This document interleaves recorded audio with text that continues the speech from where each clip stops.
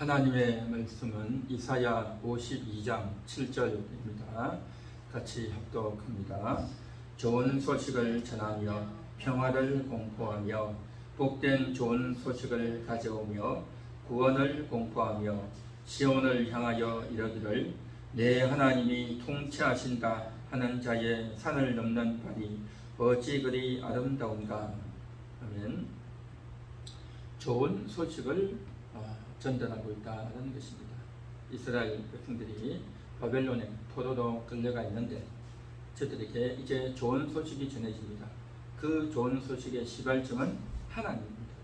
하나님께서 이사야에게 일러주셔서 그렇게 선포하라라고 말씀하셨고, 이사야는 그렇게 선포했고, 그 선포한 내용을 책에 담아 기록한 것이 이사야서이죠. 그래서 이제 그것을 오늘날 우리가 읽고 있는데, 실제 역사의 장면에서는 이제 이사야가 전했던 그 말씀들이 바벨론에 포로가 있는 이스라엘 백성들에게 전달되어졌던 겁니다. 그들에게 전해진 좋은 소식, 그것은 다름 아닌 평화를 공포하는 것이었습니다. 평화가 왔다는 것이었습니다. 그 평화가 뭐였겠습니까? 이스라엘 나라가 바벨론과 전쟁을 해서 다투고 싸워서 많은 사람들이 다치고 죽고 포로가 되어 끌려갔는데, 그래서 전쟁 상태에 있었고 전쟁에 패배한 그런 나라가 되어 있었는데 이제는 평화가 온다라는 것입니다. 그래서 평화가 와서 그 모든 전쟁이 그치고 이제는 다시 회복되어서 고국으로 돌아가게 된다 하는 것, 이것이 평화인 것이죠. 그래서 그 평화의 소식을 이스라엘 백성들이 듣고 저들이 이제는 기쁘고 즐겁게 고국으로 돌아가게 되는 그러한 내용이 이사야서를 통해서 언급이 되고 있는데, 그렇게 돌아갈 수 있었던 이유는 바로 하나님께서 저들을 불쌍히 주시고 하나님께서 저들을 이제 저들에게 은혜를 베풀어 주시다라고 하는 것이 가장 큰 이유인 것이죠. 그래서 이제 이러한 평화를 얻고 돌아간다고 하는 것, 이것은 저들이 인생을 살아가는 가운데 가장 복되고 가장 아름답고 가장 의미 있는 그러한 순간이다라는 것입니다. 우리가 이 세상을 살아가는 동안 이제 육신의 몸이 다양한 환경에 접해서 그 환경에 익숙하기도 하고 환경에 적응하지 못해서 힘들기도 하고 고통스럽기도 하고 또 견디지 못해서 너무너무 어렵고 가련하게 늘 살아가지만, 그런데 그러한 와중에서 우리 인생을 좌지우지하는 것은 다름이 아니라 우리의 영혼입니다. 우리 영혼이 하나님을 만나고 하나님의 놀라운 은총을 받을 때 우리 영혼이 행복을 얻고 기쁨을 얻게 된다라는 것입니다.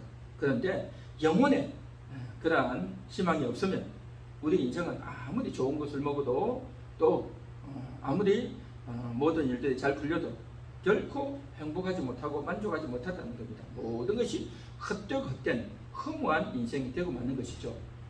그래서 하나님이 임해야, 우리 인간의 영혼에 하나님의 놀라운 소식이 임해야 영혼은 힘을 얻고 또 기쁨과 만족을 얻게 된다는 것입니다. 반대로 우리가 인생을 살아가는 동안에 환경 때문에 너무 힘들고 고달프고 또 수치스럽고 또 마음이 우울하고 고통스러울지라도 영혼이 활성화되어 있고 영혼이 하나님을 바라보고 있다고 한다면 나의 그러한 좋지 못했던 기분들도 다 이길 수 있을 줄 믿습니다. 우리가 왜 그렇게 되어지느냐? 우리 속에 있는 죄성과 탐욕과 교만들이 나를 다스리고 있기 때문에 그것 때문에 우울하고 힘들고 괴롭고 가련해진단 말이죠. 그래서 하나님으로 말미암아 하나님의 그 소식이 우리 영혼 가운데 임하게 될 때, 그래서 우리의 죄성이 죽어버리게 될 때 놀라운 평화가 임하게 된다는 것입니다. 그래서 오늘 이사야가 전했던 이 말씀은 그때 당시에도 꼭 필요한 말씀이었고, 그것은 그때 당시뿐만 아니라 앞으로 장차 예수님이 오시면 우리의 모든 인생들을 구원해 주시고 그 모든 인생들에게 구원의 소식을 주어서 영원한 멸망의 길에 빠질 수밖에 없었던 그런 인생들이 이제는 구원을 얻고 행복을 얻게 될 것이다 라고 하는, 앞으로 메시아가 올 것에 대한 그러한 예고의 말씀이다라는 것입니다. 이 예고의 말씀대로 예수 그리스도께서 오셔서 십자가에서 고통과 수치와 죽음을 당하시고 죽어주심으로 말미암아 우리의 인생들이 평화를 얻게 되는, 우리 인생들이 하나님과 원수관계, 갈등관계였는데 이제는 하나님과 화목한 관계가 되었다는 것입니다. 그 하나님과 화목한 관계가 됨으로 말미암아서 이제는 사람들과도 관계가 화목하게 되어졌고, 아무리 멀리 있는 사람, 어떤 원수라 할지라도 다 수용할 수 있고, 포용할 수 있고, 이해할 수 있고, 사랑할 수 있고, 품을 수 있고, 또 나의 잘못을 솔직하게 고백할 수 있고, 그게 된단 말이죠. 이런 평화, 놀라운 평화이죠. 이 세상에서 말하는 평화는 다 거짓된 평화고, 이 세상 사람들이 말하는 평화는 위장된 평화이고, 오히려 평화한다 해가지고 사람들을 속여먹고 자기의 무릎 앞에 자기 앞에 무릎 꿇도록 그렇게 만드는 다 가짜 평화고 거짓 평화인 것이죠. 그러나 하나님이 주시는 이 평화는 하나님이 주셨기 때문에 진정한 평화고 우리 모든 인생들에게 꼭 필요한 평화다라는 것입니다. 그래서 오늘 이 말씀은 이사야 당시에 이스라엘 백성들에게도 필요하고, 예수님 당시에 이제 예수님의 십자가로 말미암아 구원을 얻게 될 모든 인생들에게 필요한 말씀이고, 오늘을 살아가는 우리 모두에게도 이 평화가 전해져야 되고, 그 평화로 말미암아 우리가 영원히 일어나고 깨어나게 될 줄 믿습니다. 그래서 주님이 주시는 이 평화가 임하게 되면 우리 속에 있던 온갖 싸움과 전쟁과 다툼과 욕심과 죄성들이 기승을 부리고, 우리 모든 속에 있던, 우리 마음 속에 있던, 우리 내면 속에 있던 은밀하게 숨어 있던 그러한 것들이 마구 기승을 부리고 자기가 잘난 척을 하고 그렇게 했던 자들이 하나님의 평화가 임하게 되면 이 모든 것들을 다 다스리게 되는 것입니다. 하나님의 그 평화가 우리 영혼 가운데 임하면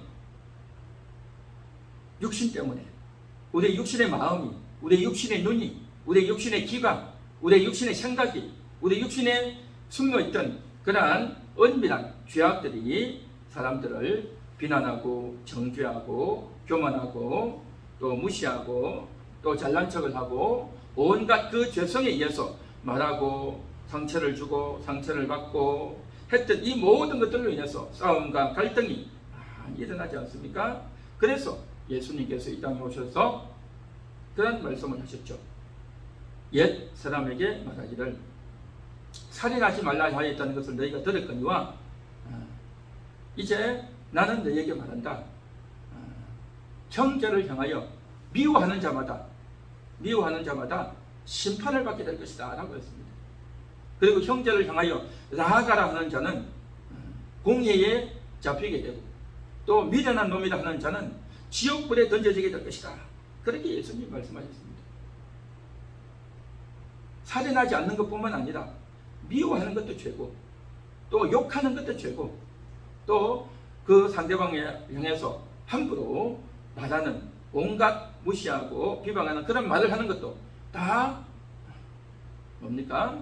심판받고 공회에 잡히고 지옥불에 들어가는 그런 죄라는 겁니다. 이 세상을 살아가면서 여기에서 자유로울 수 있는 사람이 누가 있겠습니까? 다 그 세 가지 중에 걸리는 거죠.